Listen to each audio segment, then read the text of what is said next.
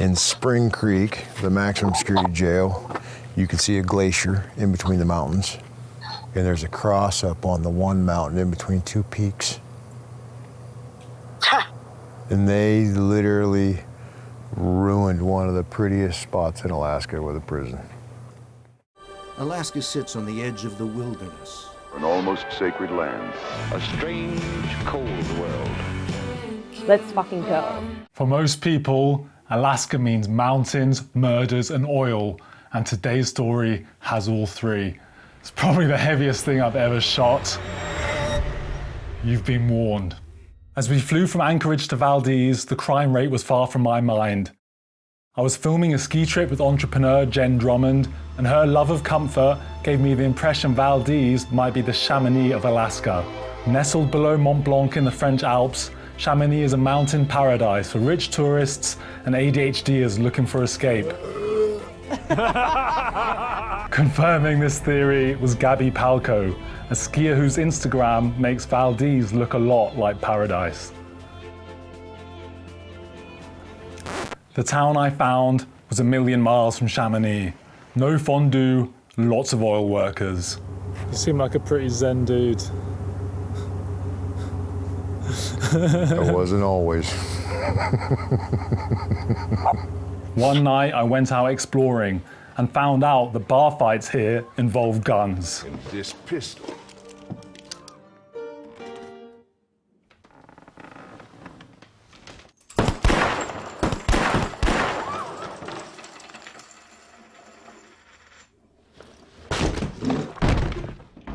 Valdez has become one of my favorite places in the world.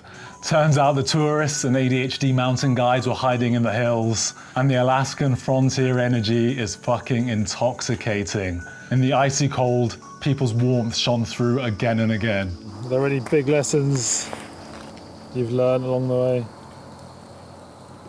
Don't kill people. Oh my God. No. Before we get stuck in, let's look at how we got here. Altogether, there are only about 35,000 Eskimos. Alaska's more than 1/2 million square miles constitute an area 1/5 the size of the continental United States.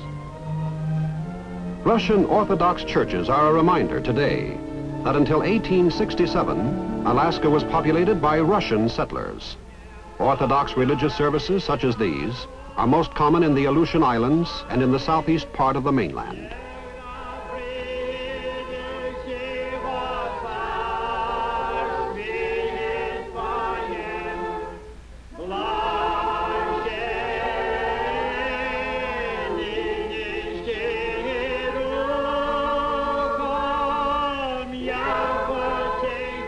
And on March 30th, 1867, Secretary of State William Seward purchased the territory for $7.25 million, or about 2 cents an acre. No new wave of settlers of any size appeared until the 1930s, when men and their families from the United States moved north.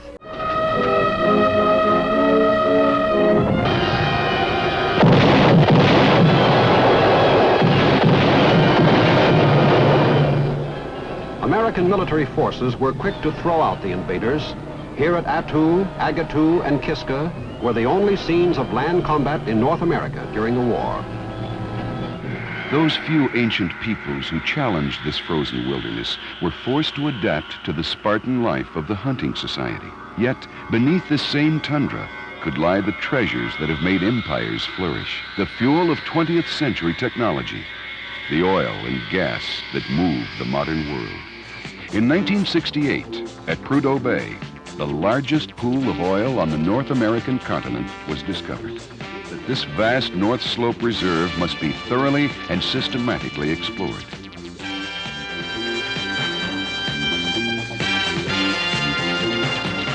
But there was a problem. How to get the oil out? How to move it thousands of miles south to markets and refineries? Many imaginative solutions were considered. A supertanker with ice-breaking capability built in, she undertook one of the biggest challenges of the sea ever attempted, to sail across the top of the world and back. Helicopters scouted ice conditions ahead. Altogether, it was a $40 million undertaking. A $40 million gamble. But nothing was so safe and efficient as a pipeline. A total distance of some 800 miles.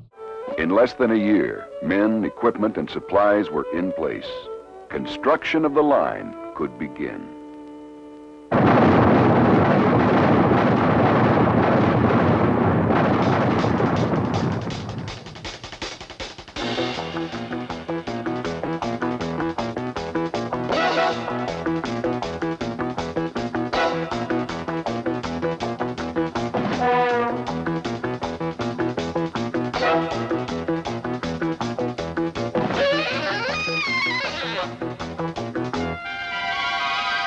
Came to Alaska in '89.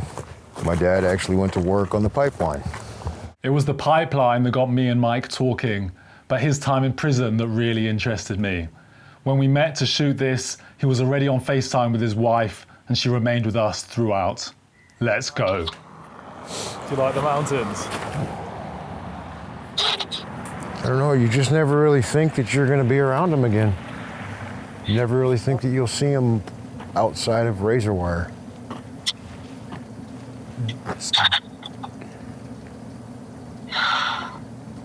But you did? I didn't think I was ever gonna see them again.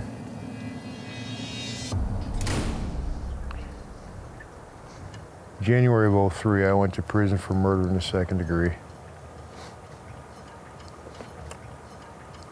I graduated all the way from small crime to murder. If you got questions, go ahead and ask them. Do you mind telling me who you killed? His name was Sean McIntyre.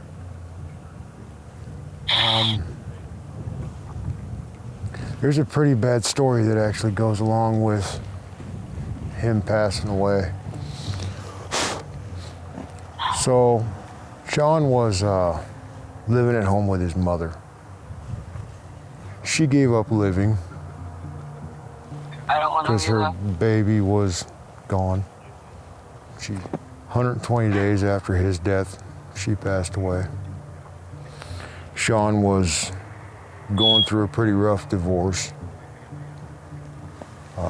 with his wife. They have a son. The wife couldn't really take being a single mother, so she overdosed and passed away. So Sean's son, in a 6-month time frame, lost his dad, his grandma, and his mom. My kids lost a father. Cast a stone in the water and you watch the ripple effect.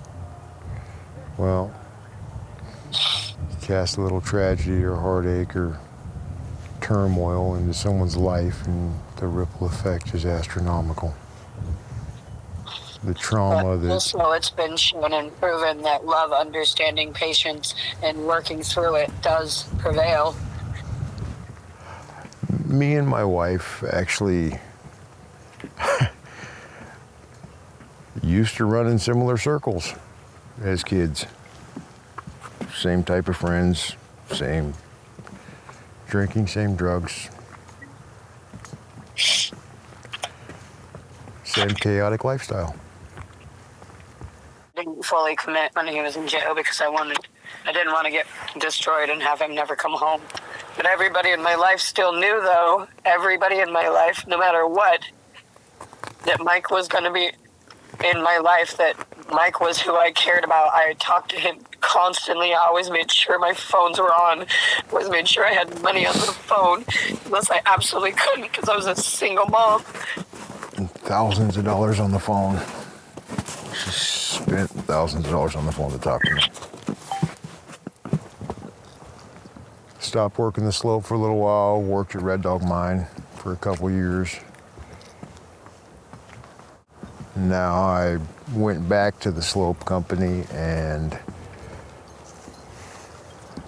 I'm sitting in Valdez, where my father used to live, working a similar job that my father used to work. I realized that and probably about to get divorced too, huh?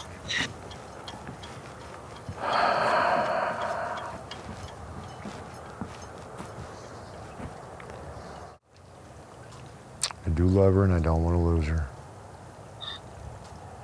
The job I have puts a pretty big wedge between us. I don't want to be without my loved ones anymore. I don't want to be alone.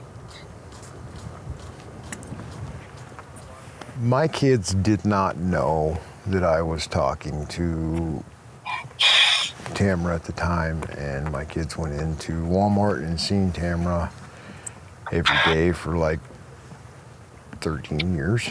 I met them at somewhere else, but yeah.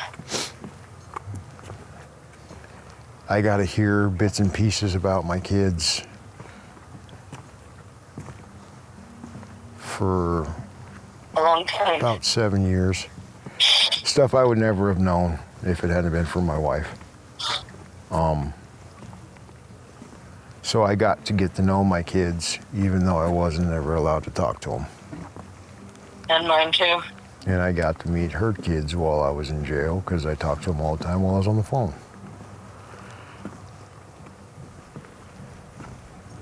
It's sad to know that it took someone's death for me to want to change my life.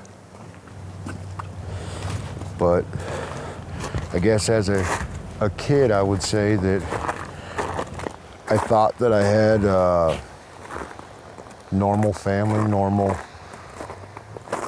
healthy family.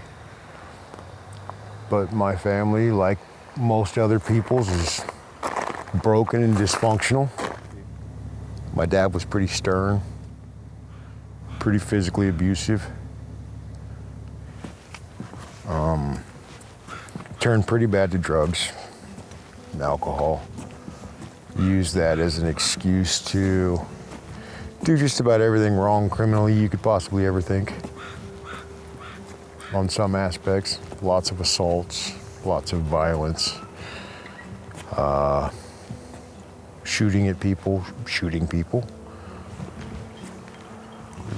That's the enlightening moment. It actually came all the way around for me to realize that I was exactly my father.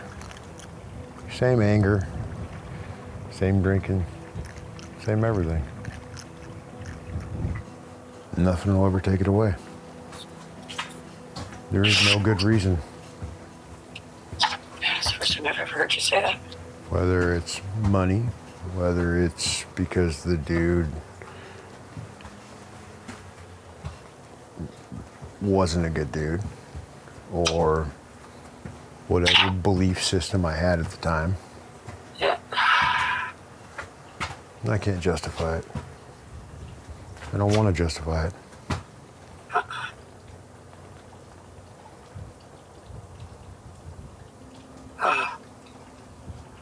Long story short, he didn't deserve to die. Nobody really does. I got 75 years with 45 years suspended, 30 years to serve. I served 15 years, 4 months of that sentence. Decided I wanted to change my life. I wanted something different. Took every class they had available. If you could think about it, I took it. Sometimes 3 and 4 times. That ultimately was what helped me get out of jail.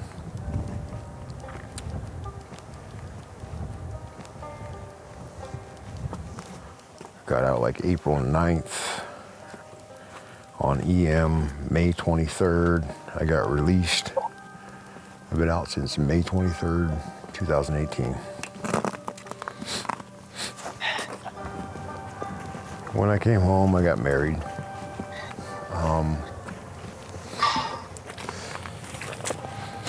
I think without her, not even I think, without her, I would have been back in prison a long time ago. She's kept me out of jail more times than I can count.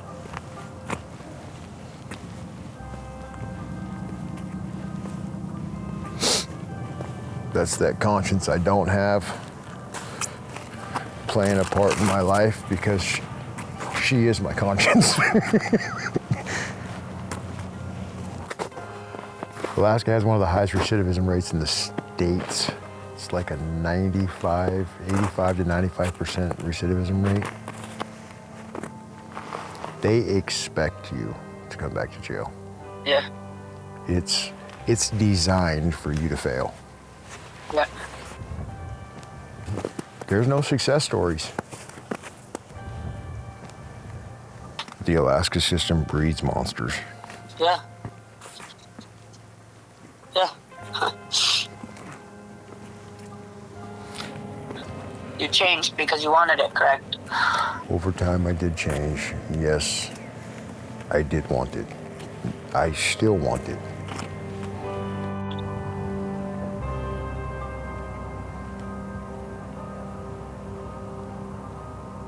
So I guess you learned a little bit about me. My wife learned a whole bunch. I don't really talk about myself a lot. You learn more listening than you do talking. Is there anything else you want to say? Hey, kitty, kitty, kitty. Be kind to animals and be kind to people.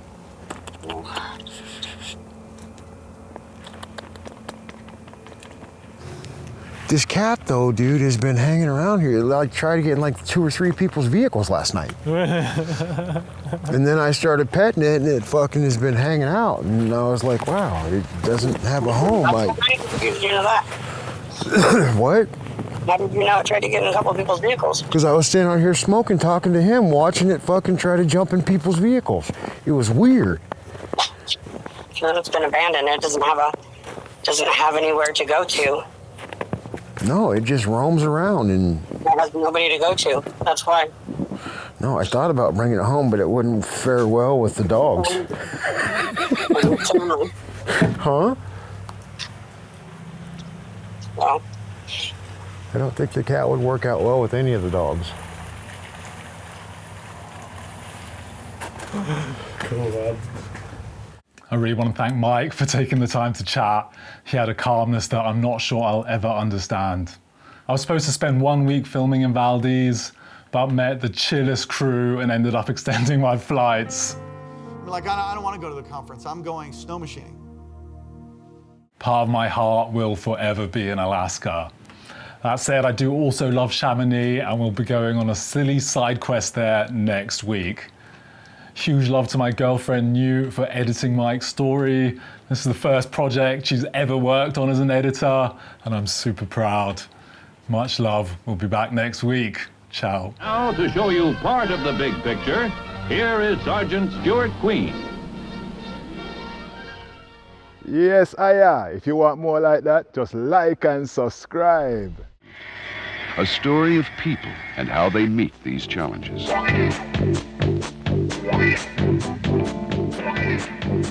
Alaska, the 49th state,